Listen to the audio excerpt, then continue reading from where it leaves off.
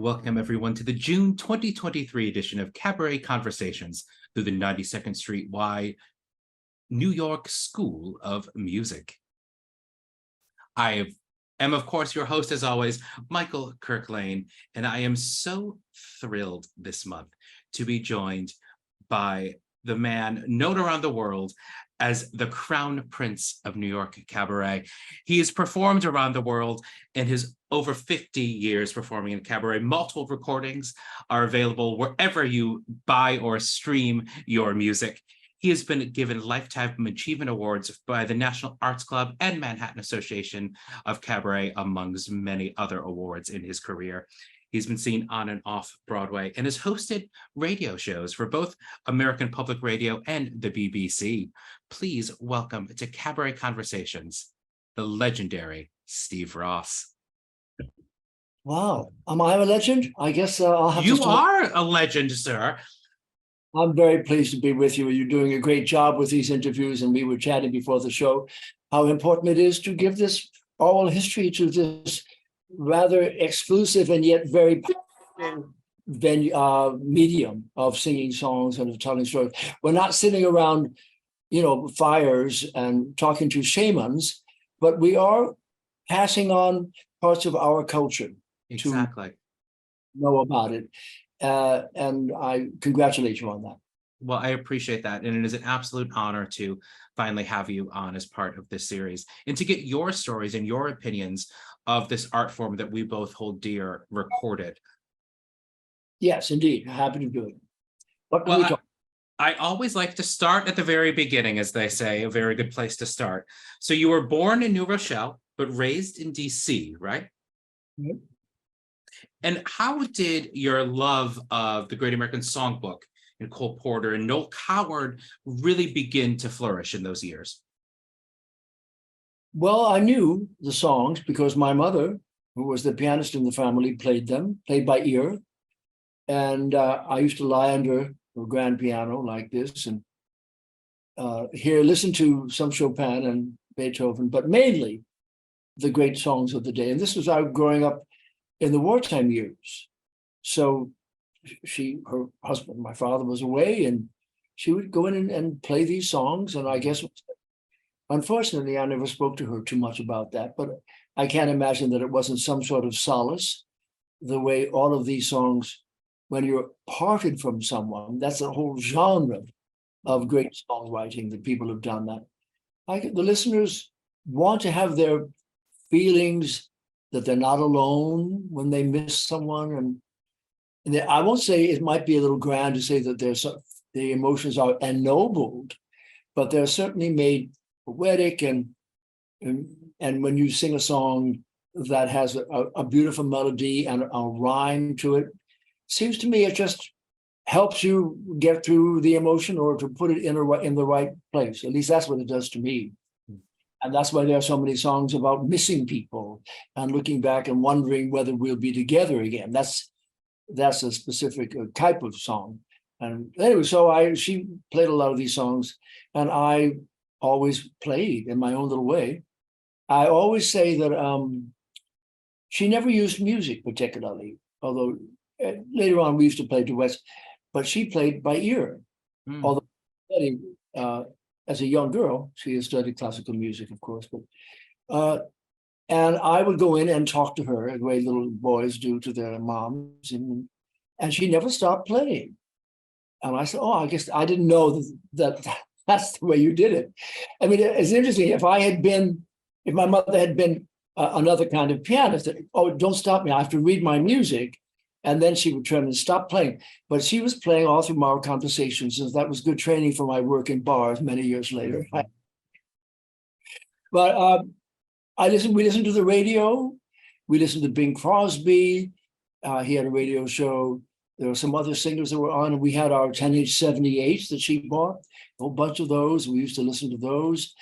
So I grew up because it was very much a part of American culture in those days, popular song, not necessarily theater song, although we did have albums of Oklahoma and Carousel, the De Rigueur albums, but they were pop songs, were pleasant and they were fun to listen to, and they were very popular. So that's what I played. Were you always drawn to songs with a strong lyric? Or in those days, was it more the melody that drew you in? I would think the melodies to start with, and they were melodies aplenty in those days. Remember, we just come out of the 30s, the greatest creative part of the American songbook, in my view. And all those melodies were floating around. There were some novelty tunes there, of course, but I probably was drawn to the melody first because I could play that, you see. And I wasn't a singer. I never thought I could sing so many years later. So I would, of course, be drawn to the melody, and that's what I played, just for my own amazement. And ultimately, when I got jobs in bars, I didn't start singing until I moved to New York City. But so that was interesting later. But yeah, I would. The answer to your question would be the melodies. As you were, you took a couple pit stops in other fields. You were in the Army briefly, and you went to seminary for a bit. I was working for the Navy Department for a while. I went to Georgetown to study Latin and Greek, and a little bit of Catholic University to study music. But that was my entire collegiate career. I mean, my career. The rest of it was what it was. I never kind of thought that I would play the piano for a living, but I ended up doing that rather quickly in my 20s. When I came back from the service, I got a job in a ragtime piano bar.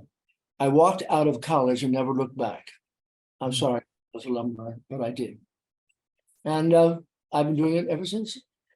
What brought about the move from DC to New York? Boredom. Everybody was up. I mean, growing up in New Rochelle, I used to go in and out of the theater. I had friends who moved up here already, who was kind of a year ahead of me and very sophisticated for his years. And I would come up and visit him, and I would come up and do shows. But I was just doing my thing in Washington, playing in piano bars. And I always say, what were my activities? I was playing in piano bars, smoking, looking for romance, and psychotherapy. I mean, that's what occupied my, and going to lunch. That was a rather dull decade. But finally, at age 30, I said, I just can't go on. I have to go where there's some sort of incitement to do a little bit more than I'm doing. Mm-hmm. Down, and never thinking that I would do much more than do what I had done down there, but I would be near the shows and near people who were doing this. I never had a 5-year plan. I never had a big goal to come here and do this, but I've always been more of a reactor than a proactor. They often talk about somebody who, well, he doesn't know really swim, but you throw him into the pool, he'll figure something out. I kind of moved to New York, and things just happened. I met people. I got, and one job led to another. That was kind of how it worked. And there was an interest in we didn't call it cabaret. Cabaret was a later designation for these specific shows that we now do. There were people who were singing in small rooms way back with the Ruban Bleu in the late 30s. But in the 50s, the East, in the 50s, the East 50s were crawling with little watts. People sang in and performed in, and that was kind of the first group of things known as the cabaret. We didn't have showtime. We just we went on at 9. You got off at, my first job, I went on at 10. I got off at 2. And, I never understood how people could drink their martinis and smoke their cigarettes and be there till 2 and then get up and run corporations. That never was explained to me, but it did, because we're still doing it. But that was a different time. But that was the time I started doing it all. And what was the first bar in New York that you worked in? First bar in New York that I worked in was, there was a gay bar on West 56th Street called the Candy Store. And it was kind of a button-down bar where young people in business suits would go there to have a little bit of freedom. And I got there on the phone, and I went there, because I heard they served food for free on Sunday nights, and I was always looking for a free meal. And so they had this very limp lasagna I used to go by. But it was a very charismatic performer there named Houston Ulrich, who was a big influence on me because he was audacious and he sang great, and did all these funny songs. And he knew that I hung around the piano. He knew that so I had sat in a couple of times. And one Sunday night, the boss came to me and he said, we just don't, the other piano player is not here anymore. Would you like the job? I had signed up to be a clerk the next morning on Wall Street, but I said, sure. So I was playing the piano from the very first month that I moved to New York, and that was how it all happened. That was the first place. Who were the other performers that you were seeing in those early years that made you aware of this intimate art form, of this style, or that you were drawn to, who are already performing in the style that we know of as cabaret today? Always been reading in the business, and we lived in Bethesda, Maryland, in a very nice little suburban housing community. Because I knew New York and was drawn to New York and had been in and out of New York and was very drawn to this life of sophistication that I would read about in the New Yorker magazine. That was my little Bible. I found out all who was working where. And the people I immediately went to see, I think I went to see Charles DeForest, who was a wonderful singer pianist, maybe known to you, maybe not. He was working in some bar. And I went there the second night I was in town because I wanted to see what this was about. I'd never been to one. And then I, shortly thereafter that, went to hear Mabel, although I had heard her before, I think in the 60s when I came up here, and Bobby Short. Those were the three big people that I remember going to hear, and kind of they were blazing the trail for what I ultimately would do. I never thought I would be a singer. I just thought, well, and then when I got to this job at the candy store, I said, well, you have to sing too, I'm not hiring two people, I'm hiring just one. So I said, of course. So I had learned a few English music hall songs and funny songs, because I never thought I would have a voice of sustaining a note and being a singer. So I learned wordy songs, and my romance with the words of the song, which had already begun when I listened to and loved Gilbert and Sullivan, stood me in good stead because I could do funny material, little funny songs that I did. And until one time at another bar, I would coach. I was working with singers in that day, and I was working at another place, and this singer came in, and I was trying to sell a ballad to him. So I was putting my heart and soul into this, and I said, this is a song I think would be good for you. And he said, no, it won't be as good for me as it is for you. But I don't sing songs. I don't sing ballads. I just sing funny songs. He said, you're wrong. You should sing this song. So that night I tried singing it at this gig I was working in, and people were pleased, and they didn't hurl tomatoes at me. And it was a very emotional, in its own way, an emotional experience for me to express a romantic sentiment with my voice in a room. Of course, the template for what we call cabaret. A lot of the material is romantic. Love lost, love looked forward to, love in the present, as they always say. What's the joke they used to do? Four kinds of love songs. I was in love, I am in love, I want to be in love in New York, New York. That was what ever more appropriate. But that's, as I said before, it's that emotion that people would like to have defined and that they can connect to. You feel you're not alone. Well, I'm not the only one whose boyfriend or girlfriend has dumped him and run off with somebody else. I'm not the only one that has just fallen in love. That's what these songs around the fire of our culture do. So once I realized that I could sing a love song, and people would accept it, then I was hooked. I started learning a lot of love songs. I know you're curious to know what the song was, aren't you? I was just about to ask, yes. If a picture paints 1,000 words, why can't I paint? Song from the 70s, very ballad. And that was the first song that I ever sang in a cabaret. And it still is a lovely song. And I do it from time to time. Do you know the song? I do know the song. In fact, I worked with a student on that exact song last week. No. Oh, Yes, great. a student of mine brought that in last week. But bringing up that a song from the 70s was your first ballad, when you are, were known then and are still known now as a lover of Porter and Coward, where does that line for you of what is the Great American Songbook fall? Right. Well, that was part of it. That was, in my view, the last, as it were, in a way, one of the last chapters of that, where there's an idea with the 1970s songwriters and melodies and all of that. And then we moved into, these decades are somewhat arbitrary, but we moved into the 80s, and show tunes were around, but the songs were not something that I could play with effectiveness and sing lyrics to.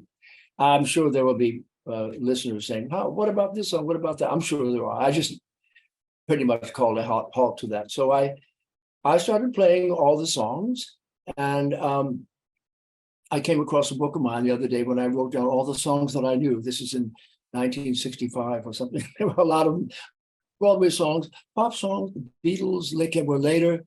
So I tried to stay au fait with the songbook, but I kind of got to be known. I have a little bow tie. I kind of got to be known for the Cole Porter songs, and which with me because I wanted to be Cole Porter. Why was I reading the New Yorker magazine? This life of heightened vocabulary and heightened emotion and naughtiness in the lyrics, it just spoke to me so much that something that I thought I could do. I didn't know what else I could do. I couldn't be Mario Lanza. I couldn't be Janis Joplin, but I thought I could do that. And that's what brought me into the whole thing. It was Porter first, and then later, no, I had known about Noah Coward even before then, but those times were it was around those times that I started expanding. And then people, the audience taught me, they say, "Hey, can you play Stardust?" I said, "Sure, look it up." We had things in those days called fake books, binders, illegally compiled, where we have the tune and the chord symbols on top of it. And I would have them by the piano. Nowadays, you have something on the iPad. So I would look it up and play the songs. And so that's how I expanded my repertoire. And it was fun. There's never an ending group of songs to learn. But it was mainly starting with Cole Porter, I have to say, looking back on it, because I wanted to be Cole Porter. There you go. Well, I think then you've set up our first video clip for the evening quite well, which is you doing a couple of Cole Porter tunes. Well, I hope so. Thank you.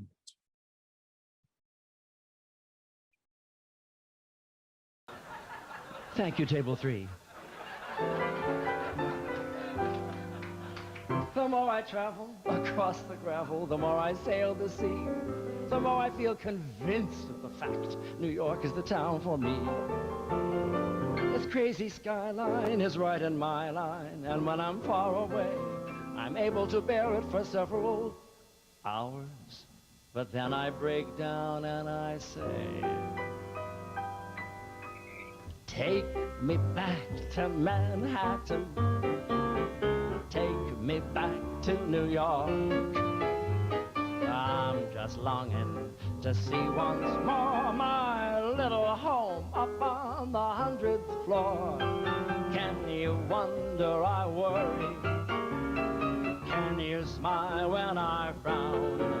I miss the east side and the west side, the north side and the south side.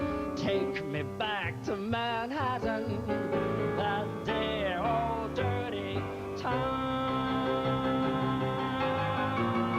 I miss the east side and the west side, the north side and the south side. Take me back to Manhattan, that dear old dirty town.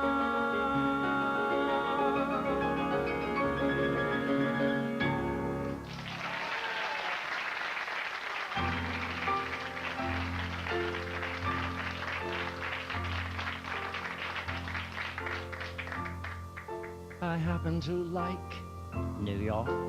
I happen to like this town. I like the city air, I like to drink of it.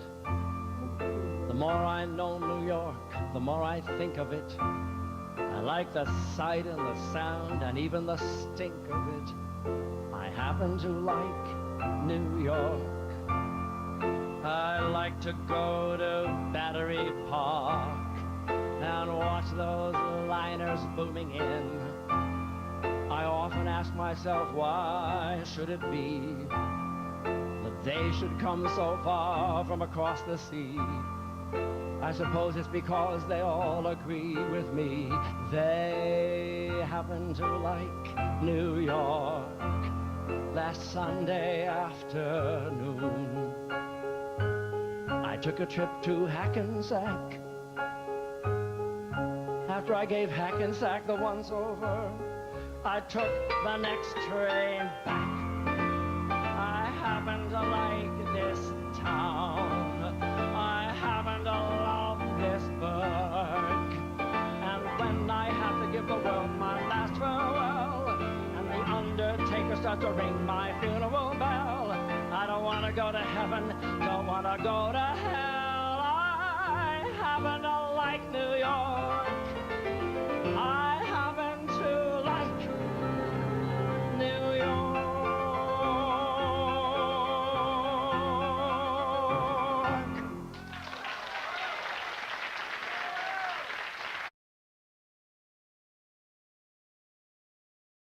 That I happen to like New York. If I had to choose, would have to be the song I pick as my favorite Cole Porter song. Really? Yeah. Oh, it's what I love. What I'm drawn to so many of his lyrics. I said because of the sophistication of them, and they're not necessarily, they're a little bit on the bias. For example, I always say, Irving Berlin didn't write in that style for his lyrics. I'll be loving you always. That's it. You get it brilliantly there. But he was guarding himself, Cole Porter, and it suits my personality. He doesn't say, I very much like New York. It's also, oh, by the way, I happen to like New York. I happen to like New York. I thought it was a brilliant little thing.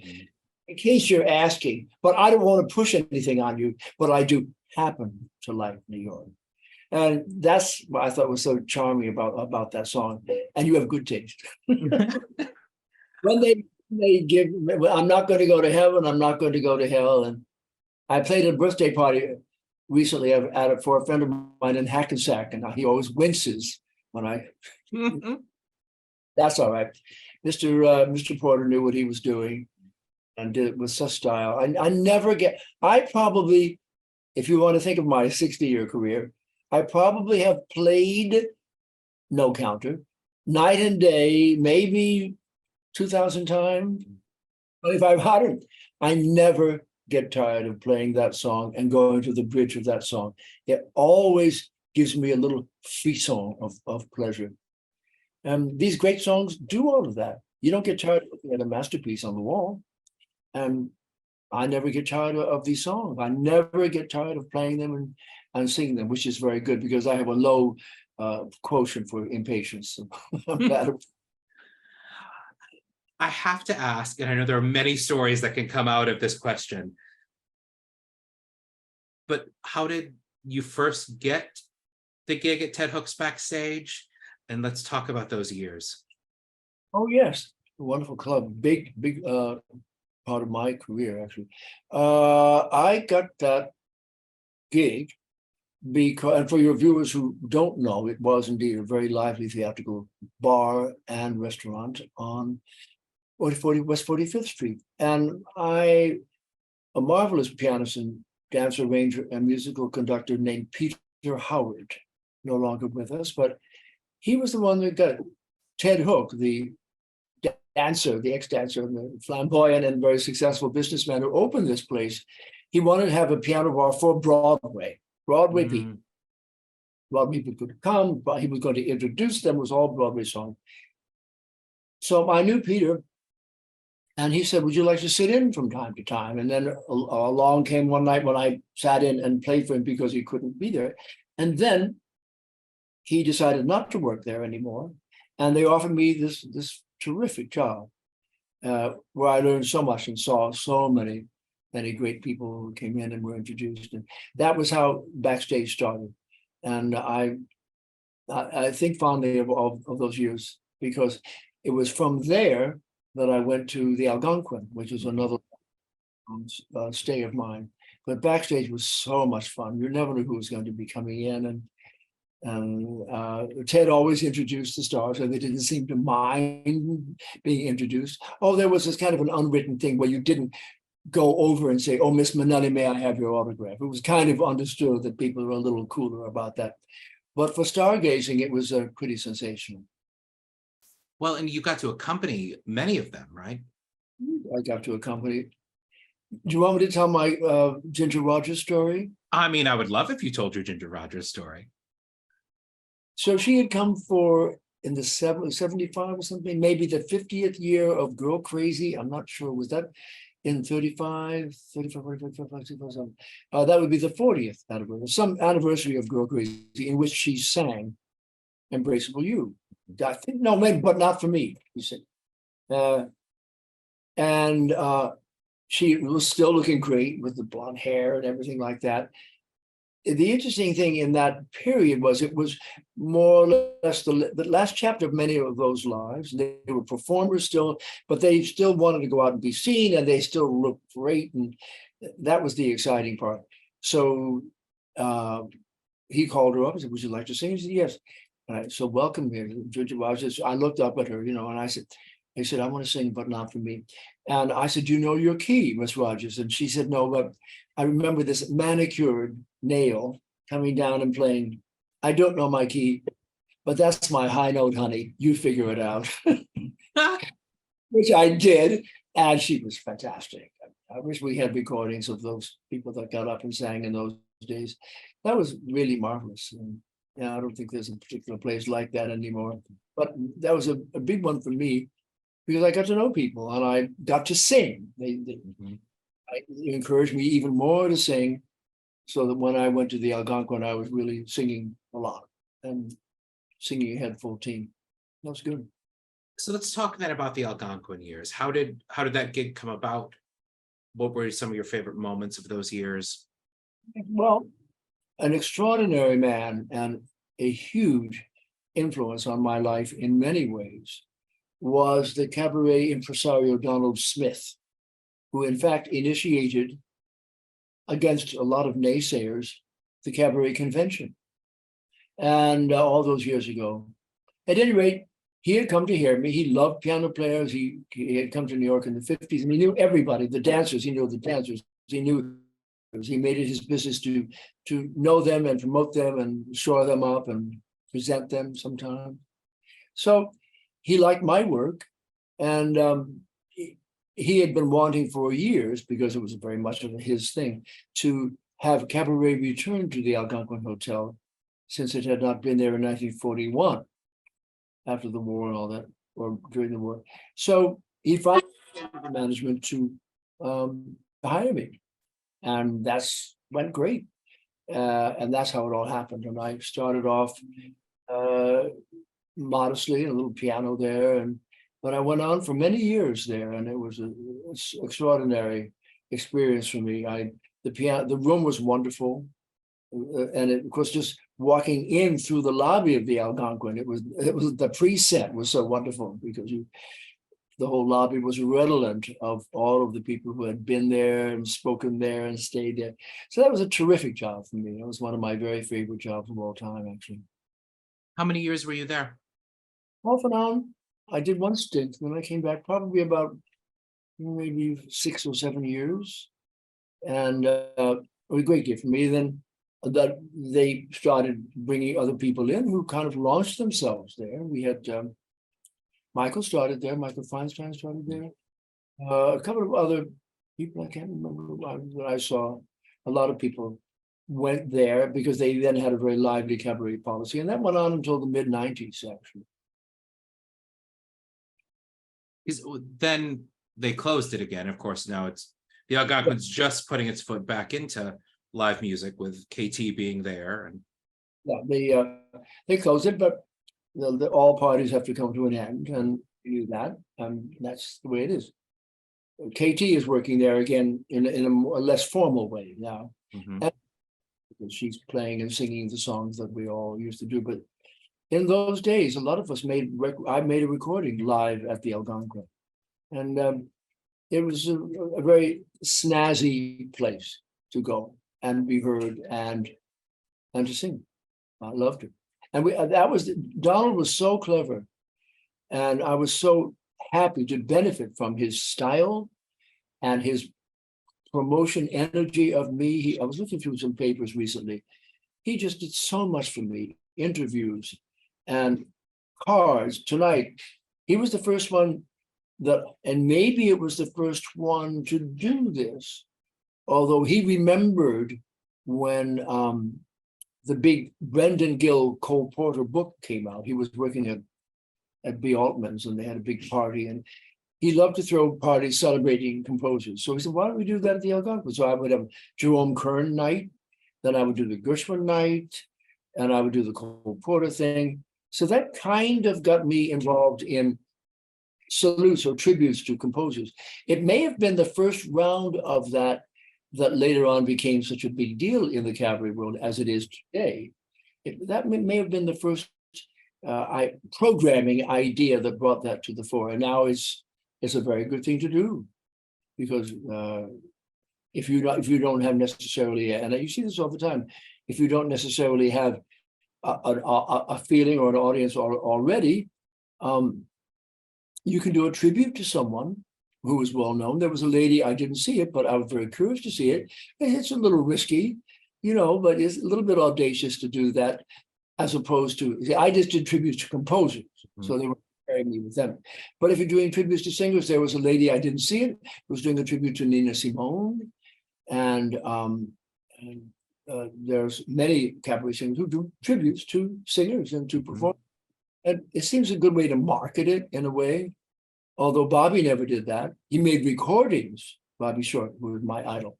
He made recordings of all those different, and Bobby Short sings, he's crazy about Gershwin, and he loves Cole Porter. Those albums were among the first composer tribute albums.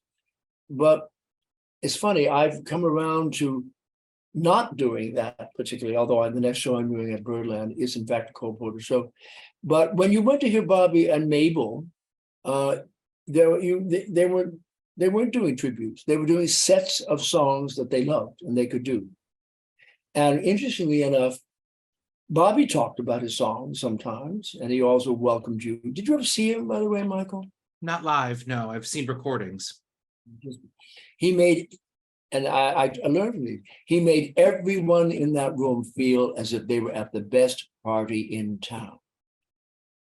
And what a great thing to do for a party. You leave your regular life and all the travails of being in the office or with your family, and you go to a magical world where all of these love songs exist and they can feed your own imagination. And he was fantastic. But Mabel, other brilliant, as you know, you didn't see her, of course, but she never said a word between songs, never, ever. She would murmur, "Thank you." And then she would turn to the pianist and say the next song. So it all kind of came, there was a set of songs, but she was so brilliant. She could have sung 10 ballads or 10 uptunes. But these days, I'm kind of doing songs that I love, but not necessarily connected with a particular performer or a particular composer, because I've got a whole bunch of songs now that I'm going through that I love singing, and why not bring them back? So it's not necessarily Cole Porter or, as I say, these other composers, because now people want to hear me, so they come and hear what I have to say about this or that song. And it's a nice feeling, coming back to the way Bobby was all those years ago. What were, because we've now mentioned both Mabel and Bobby a couple of times, what were, you think, the biggest lessons you took from them in those years that you were seeing them while you were starting out? Right. An excellent question, of course. I often tell the story. I've told it in other areas, in other interviews, but I don't mind sharing it with you.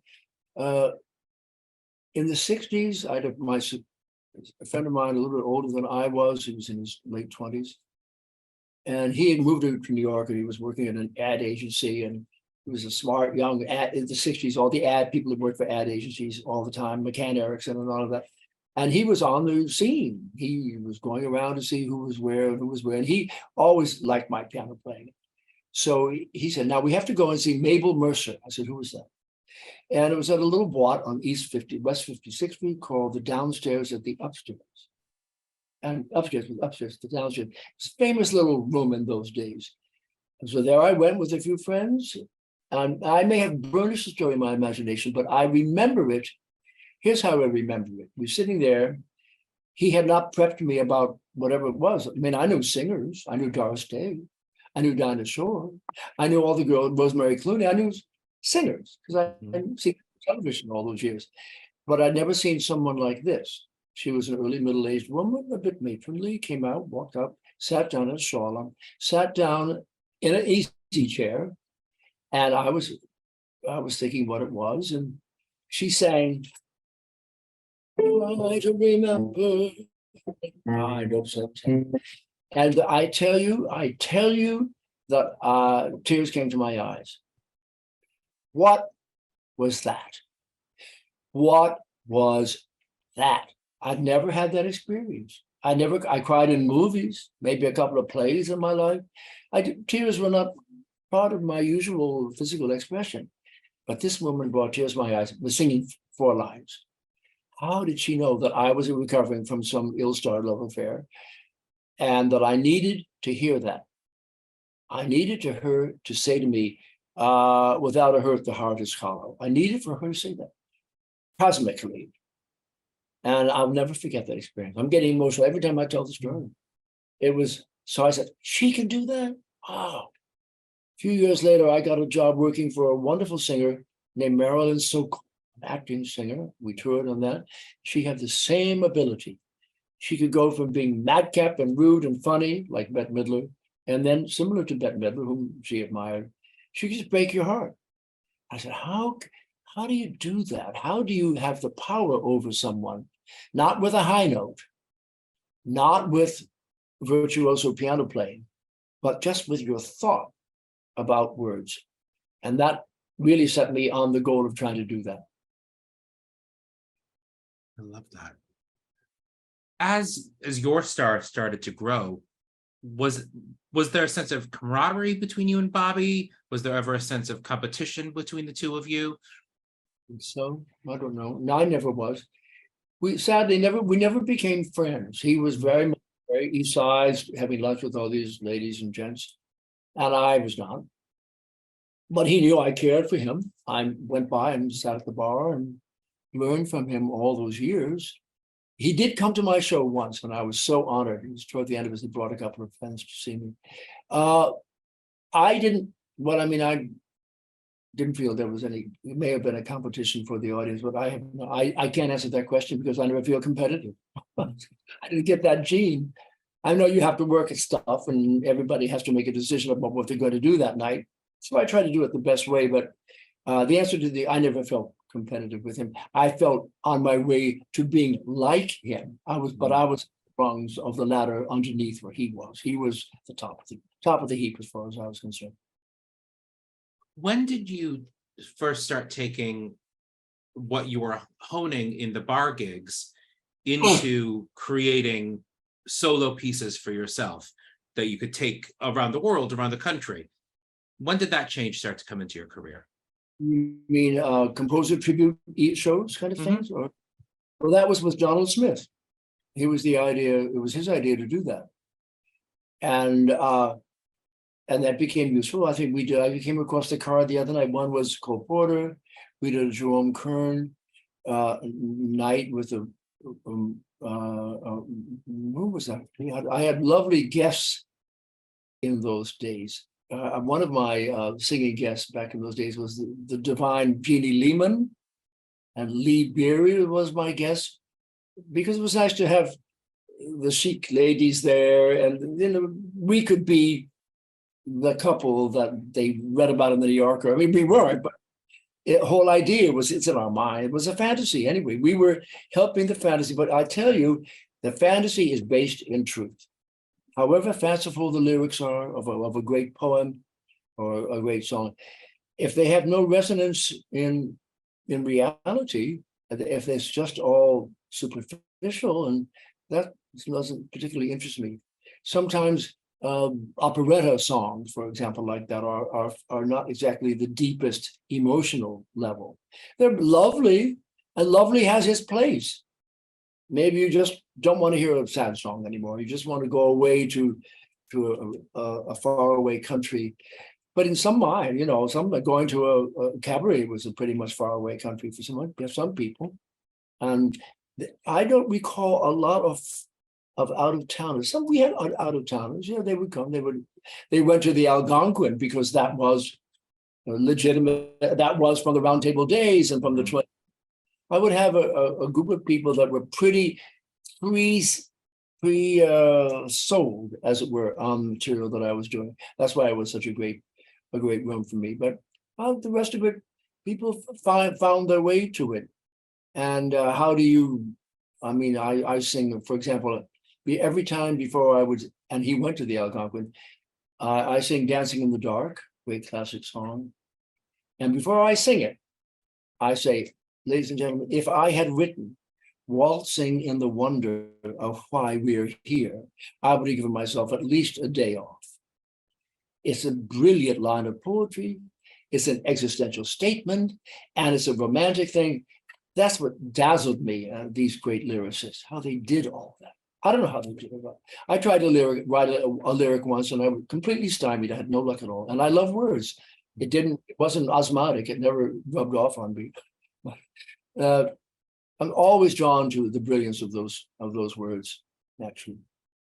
In all of your years of doing this, are there any of the great lyricists that you've gotten to meet or work with or share a drink with and talk about this? Can I answer that question? And will. You may know, of course you do, my gosh, 92nd Street, why lyrics and lyricists. Mm-hmm. Great things that the Y does. And I was there on the very first one, all those years ago. We were so excited. It was such a novel idea that he had to honor the lyricists. It was very clever on Maurice's part to do that. And it went for all because so many of the lyricists were around. I went to every one of those.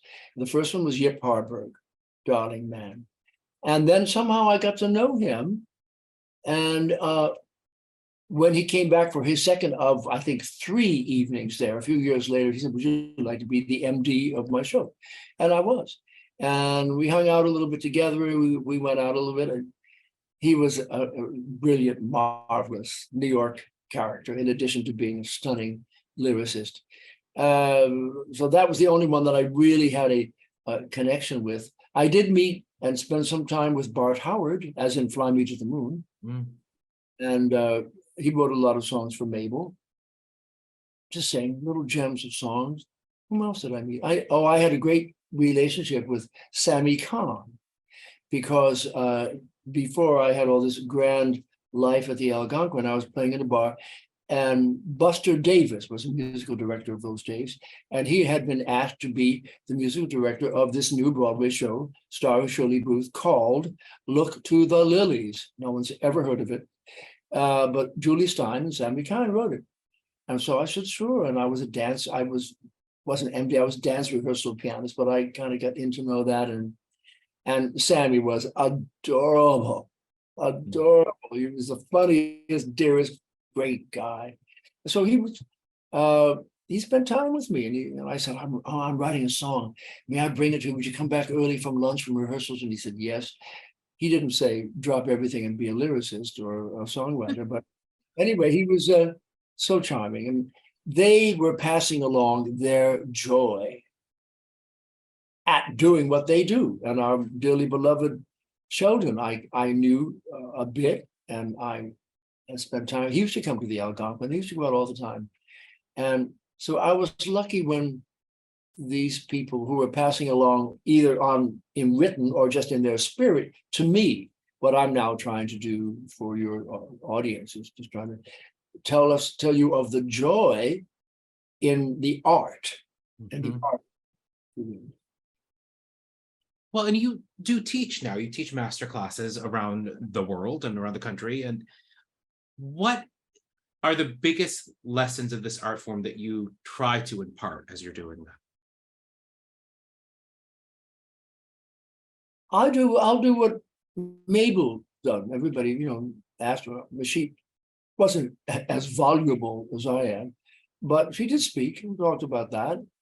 And she said, I need to have the right words.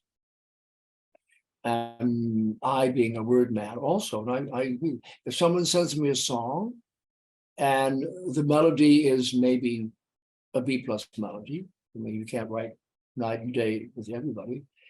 But if the words are interesting, I can always kind of make the music work. I can add a flow, do something. But if the words have something to say, then I'm drawn to that, which is probably the way that karmically or the way things work in life. If I had been born with this big old voice, I might have not by default have been so interested in the words, which now stands me in good stead because I like to project the words and make sure that the words are heard. I learned a lot of that from Julie Wilson, great Julie Wilson. And if you listen to her recording, there is never like Merman, an unenunciated or unintended word. She did it all. Barbara Cook the same way, no matter how you heard the words and you heard their intention. And I learned a lot from that. And that's what I would say to people who are singing. Just be sure that you know what the words mean. And when you sing them, make them mean something. Tell us the song.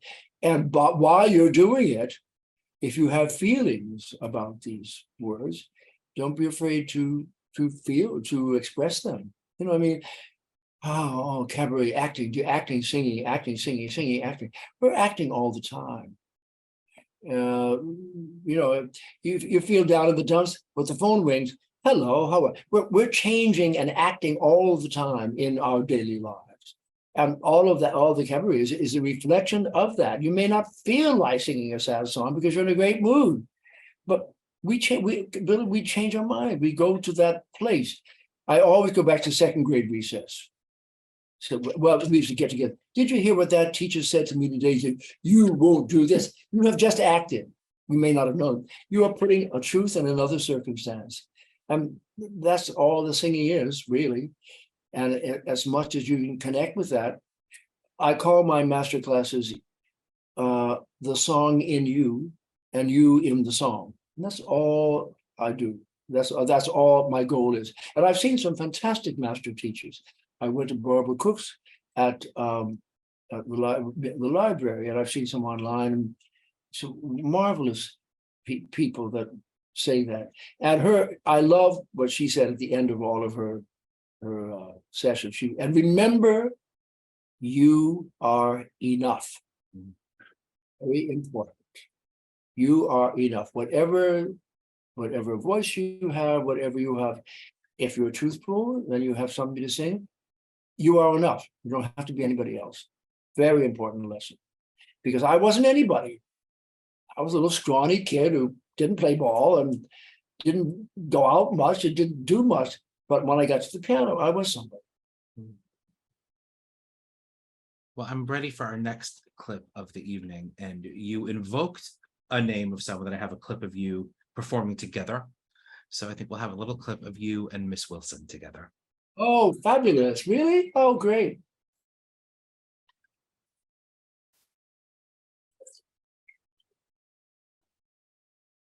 This is the 2005 MAC Awards. Oh, really? Really?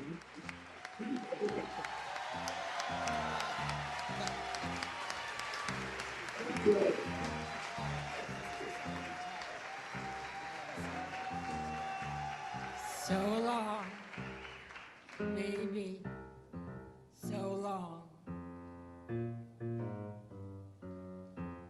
Sometimes things go too long.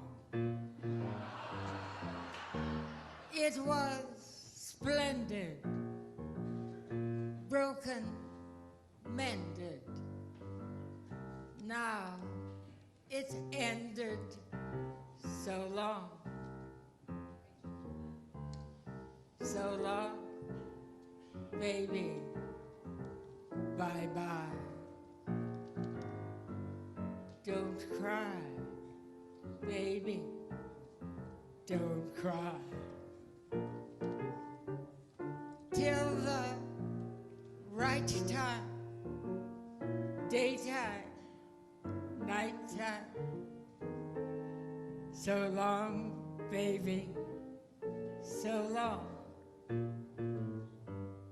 so long, baby, so long.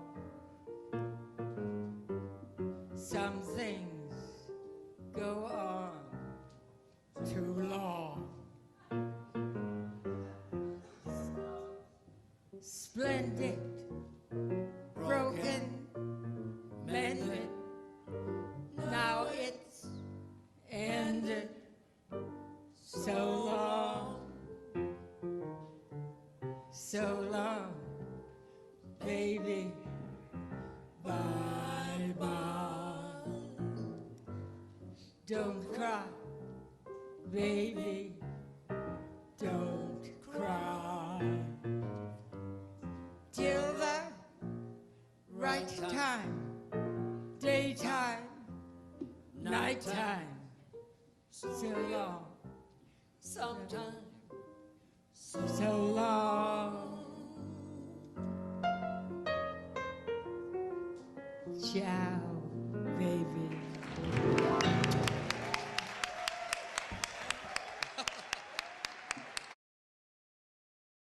Oh, I hadn't seen that in such a long time. Thank you. That was great.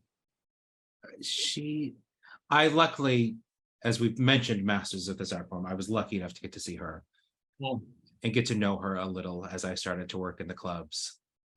Human beings I've ever met in my life. It's Julie Wilson. Everybody says that. Just wow. Yeah, brings back a lot of good memories. Wow. Anyway, thank you for showing that. That was good. As you've collaborated with some amazing artists over the years, what draws you to someone to collaborate with? Well, sometimes I'm for hire and I play for them, but collaborating means singing with them and all that. The gentleman I'm singing with at on Bastille Day is a wonderful singer named Jean Bressard. He's a Québécois, and we've done several shows because I'm a huge Francophile also. And it's very exciting. What is the thing that they say? The journey is the destination. The rehearsal period with him is so exciting because music is made between us, and he says a thing, and I say a thing. Collaborative work is just wonderful with him, and he's very upbeat, and we don't take it personally. We just singing for the song. So that is something, and someone in particular I've loved working for. When I worked for Julie, Billy Roy, the wonderful pianist, had pretty much put those charts together, and so I just played with that. But I'm trying to think of other great collaborators that I've worked with. The main one of later years has been Jean Passard. When I work with singers on numbers, that's all fine, and that's always nice. I'm working with a lovely lady now who's doing a show, and she brought a book of songs. Peggy Kennedy, her name is, and she brought a book of songs, and she said we both agreed she wanted to make them more her. Mm-hmm. Something before, so. And she's very musical and very responsive. So we work on a song and I get an idea of, how about if we try this key here? How about you try talking? And then she says, well, how about if I do this? It's the double how abouts that are so much fun when you're putting a show together. And then when, it's like missionary work. Then you do the show, it's over, and then you move on to the next thing. But I love working with good musicians who are not afraid to take a little chance or two with their songs, and that's the way I do it. Do you use a director for your own shows? I do, actually. I'm not in recent years because he's back in England, but I have a friend named Duncan Knowles who was many of my shows he directed me in, and it's good. I use now because I mean I've been doing this forever, but I will put a show together, little cars on the piano, and I think it's great. But when I do it I have a friend of mine who's an editor. Actually, he was an editor in print, but now he's an editor for my shows named Alan. And he comes over and I do the show for him. And he just sits there and listens. What really is that connected? Do we want to make another connection? Isn't there some underlying thread that might do for this disparate period of songs? And he's very helpful. So he is, by way of being a director, is the editor of the stuff that I'm already doing. He doesn't really tell me how to sing a song. He suggests, probably putting this song here, putting this song there. And that's been very valuable for me. But Duncan and I, in this joyful expression, we created those shows together. To do a Sondheim show. I wanted to do something. And I said, I can't do a Sondheim. All those great songs are for the women. The guys don't have any great songs. Rather fatuous something. And so you're wrong. So we got every known song that I knew, and none of the ones we didn't. We just went through each one, A list, B list, maybe. And we just went over and over them, and then we made medleys. That was those shows I did were very creative and very exciting to work with him, because he's a good musician as well. And he was a big supporter of mine. So along the way, if you can find someone who can help you, I mean, the show, Bobby Short never had a director, nor did Mabel, but I'm not in their league. And anyway, you know what I'm saying is I get in love with a song, and then I try to sing it, and I know immediately that it's not working. So that's what my friend. And then I have I call them my cabinet, or my musical cabinet. Sometimes I have run-throughs just for a few chosen friends, and I ask their opinion about what if this song work? Yeah, they often have interesting things because they are the paying audience, you know. Mm-hmm. So there are ways of sharpening what you're doing. I'm working now on that side, this French show and the Cole Porter show. But most of the stuff I do tried and true stuff, but that didn't answer your question, I'm afraid. But it did about why you feel it's important to have either a director or your editor, almost like a dramaturg, be there for you. Like a song turd, another pair of eyes and ears. And I have a marvelous voice teacher that has really saved me in these last few years, named Nomi Tichman. And every now and then in my long history, I like to check in with a voice teacher, because I sometimes get bad habits sitting here at the piano. And through Michael Levine, a wonderful musical director, been at the Y, I'm sure, he suggested, why should try Nomi? And this was about 2 or 3 years ago, and she's really been fantastic for me. Kind of gave me good habits, helped my upper register, but she's a brilliant coach. I will sing a song, and she says, I don't hear that last syllable. What? I never sing a syllable you can't hear. I don't. She said, well, I didn't hear it. So she really makes me pay attention to the meaning of all of these words. Because sometimes, being a good piano player, I appropriately fill in a lot of motion with the piano, but I have to make sure that the words are primary. So even though I don't do it very often, sometimes when I get a chance to sing away from the keyboard, it's very interesting because different things come up when I'm singing. So this is what all the singers of the world go through. They have a piano. What do you think, in your multiple decades in this art form, are the biggest changes our art form has gone through? Whether good or bad, what are the biggest dynamic changes you've seen?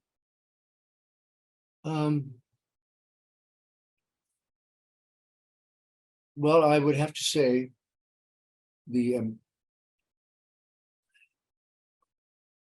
leaving to one side of what only a few years ago became codified as the American songbook. Up to then, song. But some people like to think about that, and that's good that we know that. I think it's common knowledge that it generally implies songs 20s, 30s, 40s, and 50s.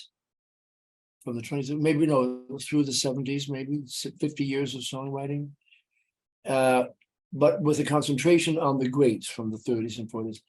And I'm delighted that many young people are putting cabaret shows together, and I've heard them and they're quite wonderful.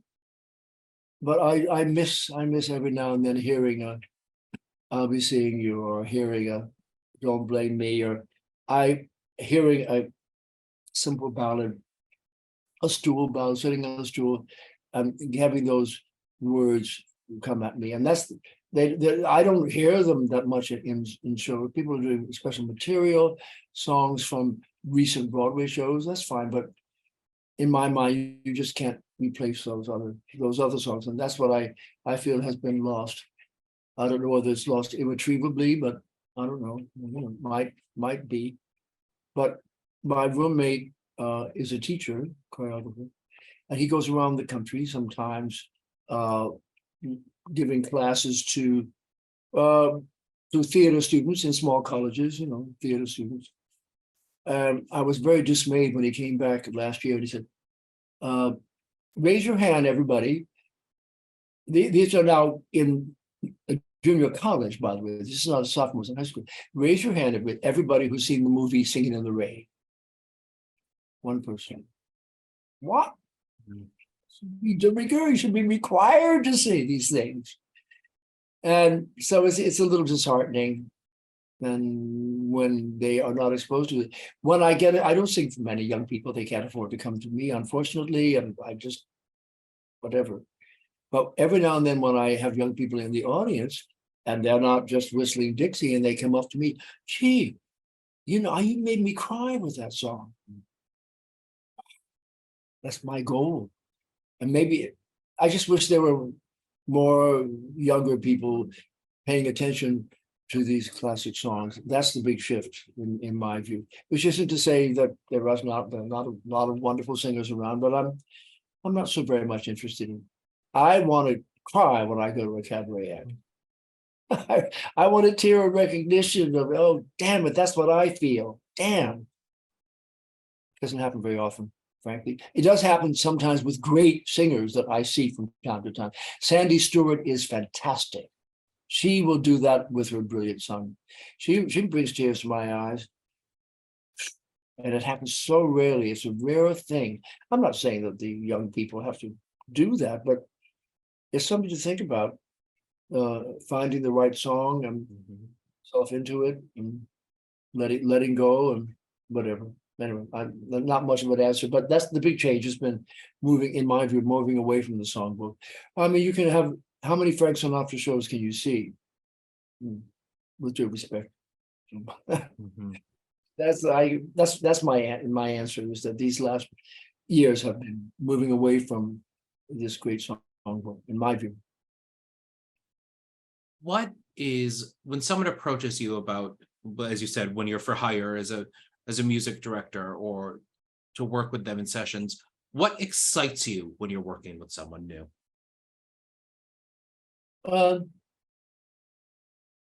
If I throw something out at them and they throw it back, they say the great teachers, you're not supposed to demonstrate.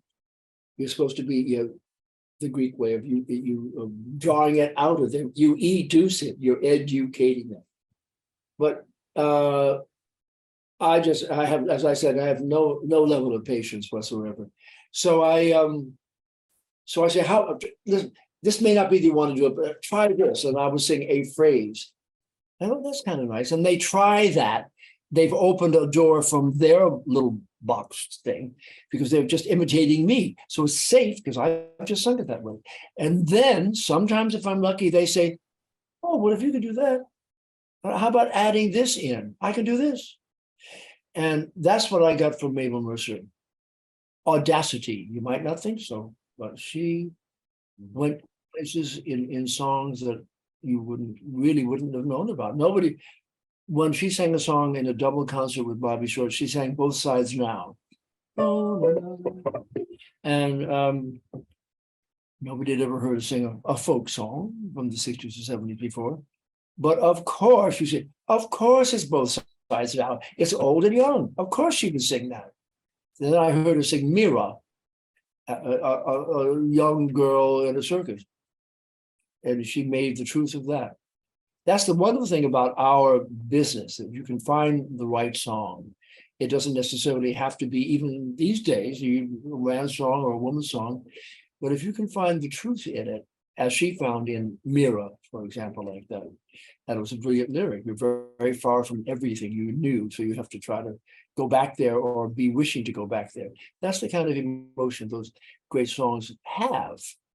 And there's a little more complex than some of the passion, if I want to go to bed with you songs, or it's a little more sophisticated and a little more ramification, a little less in your face what it is, and the words say that.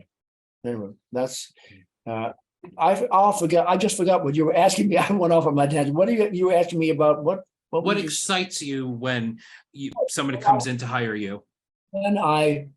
If she's come to, if they're coming to work with me, and I said, just sing a song, and then we always do what all the great coaches do. I said, well, can you just recite the lyrics? Make sense of the lyrics. Remember, you've just written these, and I'm the piano player that you've been assigned to, and you want to make sure that I know what those words are, so that I can come up with an idea. And I'm not asking them to bare their souls or heartbreak. I'm just asking them to recite the words and make sense of them to me. And when their imagination gets involved in that, you know, if you're saying something casually to you, to Michael, something, or if I'm saying it to someone, you don't seem to understand, I will meet you later tonight you have to talk very clearly in the lyrics. So that's what I have them do. And when their imaginations get involved in it, that often is the best way to work. Then I said, well, how about this? Do you feel good about that or bad about that? What's nice about what I do is I'm my own piano player. And I can convey an emotion in a key change or something like that, that they get it, that new lyric that they've just figured out, I can support that in the way I play. And that's where it goes back and forth. That's a lot of fun working with the singers like that. Good singers like that, they get what you're doing, and they take what you give and they move on. We both make music right in the middle, then better symbiotically. Not to put you on the spot with this question, but are there artists out there right now who are still performing that you think really epitomize the art form of cabaret? Well, there's one, nonpareil, is Marilyn. And the other one, well, the art of cabaret, they could speak anything, but the art of cabaret being more generally considered an intimate situation, would have to be people like Sandy Stewart and Joyce Breach, if she would ever come back to singing. I loved her. Jeff Harner's brilliant. One of the people, a generation after me, who are now in their middle years. I love his work. You are a little bit on the spot here because oh gosh, I should have thought about that. He's not doing cabaret anymore, but he's a brilliant cabaret singer. He was T. Oliver Jones. T. Oliver Reed. Natalie Douglas is a dynamo. How she remembers all those shows and does all those is unknown to me, but she's marvelous. Yeah. And the truth of all of those different singers that she's honoring through herself. That's the neat trick about that. You can hear a Roberta Flack song, and I do that too. Oh, you know, that's very nice. But somehow it's Roberta plus Natalie, you see. I just saw one of Natalie's shows last week that just blew me away. Her new Juneteenth show last week was continues to do extraordinary work. And Karen Akers is going to be that, just so graceful. And I didn't even mention my my lovely Katie Sullivan, with whom I've been singing for all these years. Just gorgeous, gorgeous singers. I'm not working with any particularly younger singer, so that I can't really say that collaboratively what I'd like to, but I don't have anybody in view. But anyway, so that's Well, we are sadly getting towards the end of my time to ask you questions before I turn it over to the audience. So before I get to my last question, I do want to make sure that we've mentioned them throughout, but I want to make sure our audience who is watching with us live knows for sure. You've got a few performances coming up. You mentioned Bastille Day. Bastille Day at Pangea, a participation in Rob Schneider's new book, singing a Rogers and Hart song on the Sunday, the day after that, on the 15th, and the 16th, Cole Porter show at Birdland. And you can find all of that information on Steve's website. So you can Google Steve, go right to his website. All of those dates are up there. Every edition of Cabaret Conversations, and you, sir, are the beginning of our 4th season of Cabaret Conversations. Who would have thought this little pandemic project would have lasted this long? But it is, and I'm so thrilled that the Y is so supportive of our art form of cabaret. Idea. Wonderful idea. And you do very well, by the way, Mr. Lane. Your questions are apposite and they're sometimes a little unexpected, which I like. Well, thank you, sir. We have always ended with the exact same question. And then I do have another clip I can show, or if you are so moved to play something for us live, I will give you that option after the question. But I have a couple clips to choose from as well. And then we will go to the audience questions. All But right. first, the final question. In a sentence or two, what is cabaret?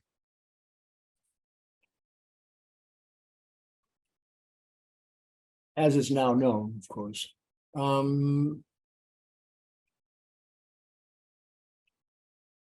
It's I'm formulating this in my mind. I'm speaking about musical cabaret, not the comic part of cabaret or anything, because that's what it is. It's well, some of the components would be generally in an intimate situation where the physical presence of the singer can add by proximity to the emotion that the singer has to say, that has to convey, that has to add to the words of the song your own experience. So if you're not just doing an audition of the song, if you're singing a song called "Don't Blame Me for Falling in Love with You," fine, we got all that. But I've fallen in love, in and out of love many times in my life. So when I go there, I know exactly I'm reclaiming that emotion. So I think it's putting the emotion and the humor into songs in some personal way, in an intimate environment. That's fantastic. That's a great answer. Thank you. Well, do you have a song in your heart for us, or shall I play us a clip to take us out of this section before the audience questions? May I ask what clip you had in mind? Well, I have two that I was choosing from. It was either you doing Old Friends or I Love a Piano. Well, it depends whether you want to cry or laugh. Why don't we do Old Friend? That is a signature song of mine that I never get tired of singing. Do you have I wonder where that was from. Anyway. I have a clip. I will cue it up right now. Okay.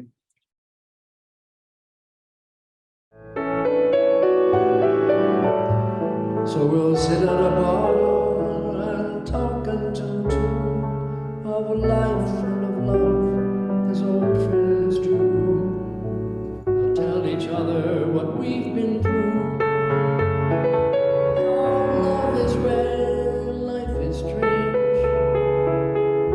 Nothing lasts, people change.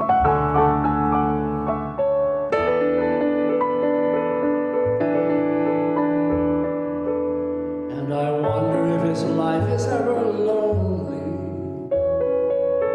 and if he ever feels despair. And he says he's learned to love it, cause that's really all part of it. And it helps him feel the good times when they're there. So we sit at a bar and talk until 2 of life and of love, as old friends do. We tell each other what we've been through, how love is rare, life is strange. Nothing lasts, people change.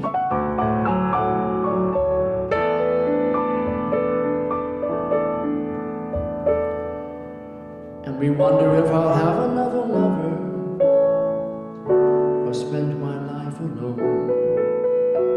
And the bartender is dozing, it's getting time for closing. And we figure I'm going on my own. But we'll meet the year we're 62.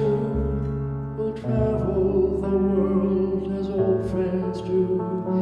We'll tell each other what we've been through. How love is rare, life is strange. Nothing lasts, people change.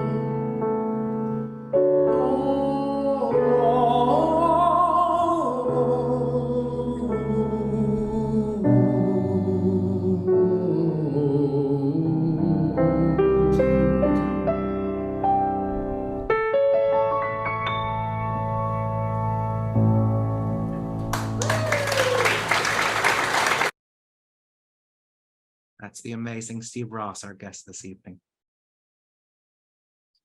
If you have a question you would like to ask of our guests, you are welcome to turn your camera on now. Give me a little wave and I will invite you in to our chat. Or if you would like to not ask it yourself, but have me ask it, you can put that in the chat. David, you can go ahead and unmute and I'm going to add you in right now. Hi, Steve. David Alpern here. Oh, David Alpern there. How are you? You make it seem so easy, but you once surprised me by saying the degree to which you practice. So talk about that. I mean, it sounds like it's ever flowing, but there's work that goes into every show and every performance. Yeah, it's true. I don't practice the keyboard anymore. I pretty much have enough facility to do what I have to do for that. Yeah, I work on the shows a lot. I generally work very late at night. I'm not Irving Berlinish, but I'm very lucky to live in an apartment where they don't care if I make music until 1 or 2 in the morning. And I put the shows together. And then if I'm working with a collaborator, such as Jean coming up, we rehearse a day, every other day or every day. And that's the way it does. I've been doing that for a very long time. And it's always nice to have a show that you're preparing. So that's because then I put songs aside, I learn them. So there's an amount of work in that. I think singing is the only thing I really take seriously, but so that I have to balance that out and by doing something about it. But I still work on the songs. I don't really have much facility in learning new songs for one reason or the other. But I have such a bunch of old ones that are great. Why not use them? Fantastic. And thank you for joining us tonight, David. My pleasure. A question has come through in the chat. How do you find the differences in audiences between New York, where you're based, or when you're performing around the world? Is there a difference in audiences in different cities? Not really. Not really. A little bit of a difference. For example, no. There's often a difference in the venue.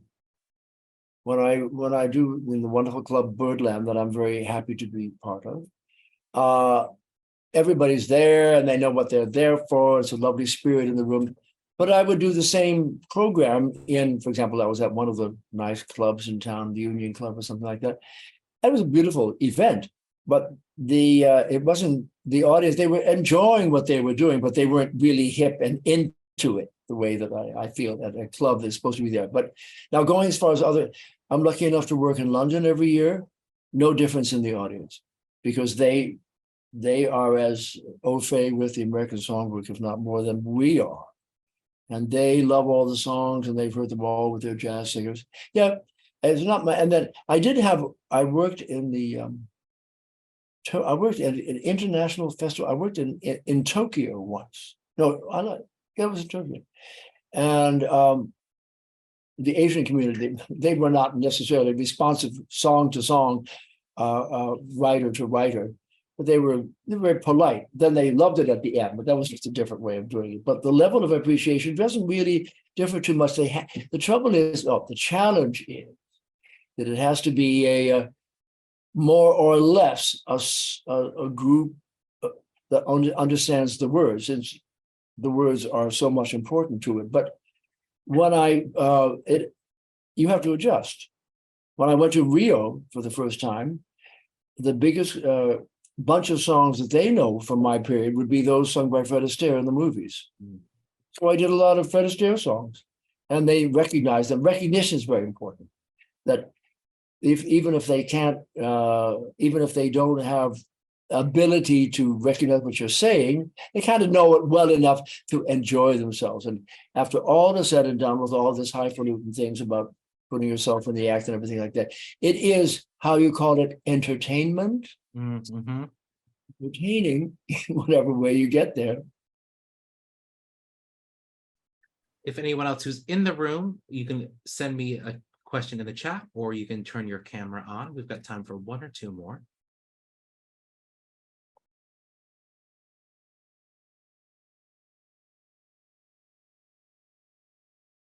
This one just came in the chat. You mentioned backstage, and you mentioned the Oak Room. Are there any other clubs that aren't with us anymore that you really miss? I came across clubs. Those are the big ones that were around for the longest time. There were a couple of restaurants that I worked in that had turned themselves into cabarets for the show. But as far as cabaret clubs, those are the two big ones that I miss performing in. Well, I lie. There was a brilliant club in London called Pizza on the Park, a curious name, but it was a very upmarket Italian restaurant upstairs, and it was a great room downstairs. That's the other big one that I work at a different place in London now, which is lovely, called the Pheasant Tree. That was a great room. And I worked, that was a hotel room. The Ritz Hotel was a different room. But as far as clubs for that, those are the three big ones that I have very fond memories of, actually. Another one from the chat. Were there any other, from the Ginger Rogers Show, were there any other big starstruck moments in those years at backstage, if someone you got to a company that you weren't expecting? Yeah, there were a lot of them. I don't remember a lot of them. But I did play for Liza. She used to come over in there. And there was one moment when, I forget what the song she sang, but I played for her, and the backup singers were Chita Rivera and Lisa Mordente. That was her daughter at the time. That was kind of fun. I don't know what we did, but it was a great experience for me to play for somebody like that, if you can imagine. I played for Russell Knipe, who's dancing on the top of the piano bar. It's a lovely day today. And who else did I play for? A lot of other people came up.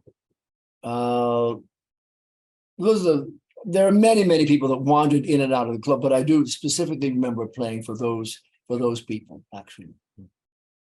I'll use this last question that's come through as our final question of the night. Before I ask it, David just put in the chat that people should know that they can hear Bobby and Mabel's at Town Hall. It is on CD, and that the Con and Mercer and Dorothy Fields at 92Y.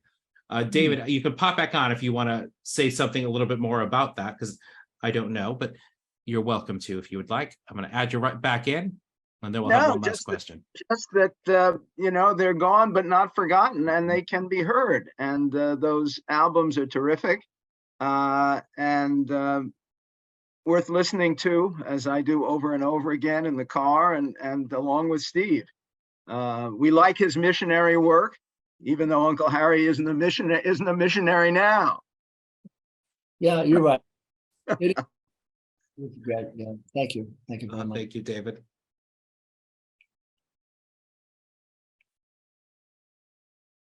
Well, actually, I think that we are at time, so that might be where we end it this evening. I want to do a couple bit of housekeeping before we sign off. First, the next edition of Cabaret Conversations is in 2 weeks' time. It is on July 10th, our rescheduled edition with Ben Rimlauer, since we had to cancel that due to technical difficulties that day. Ben is an amazing spoken word artist and now is also the booking manager at Green Room 42 and Chelsea Table and Stage. So it'll be quite an interesting conversation with him. We also have our first masterclass cabaret workshop through the 92nd Street Y School of Music was just announced today, and that will be coming up in September, but registration is open, and that will be with Tony Award winner Faith Prince, along with myself and Alex Rybeck. So you can check out that information on the School of Music's website as well. Thank you all for joining us, but most of all, thank you to the Crown Prince of Cabaret, the legendary Steve Ross, for being part of this series. My great honor and pleasure. Thank you. Thank you, Steve. Thank you all. And I hope to see you all in another edition of Cabaret Conversations through the 92nd Street Y New York School of Music. Have a great night, everybody.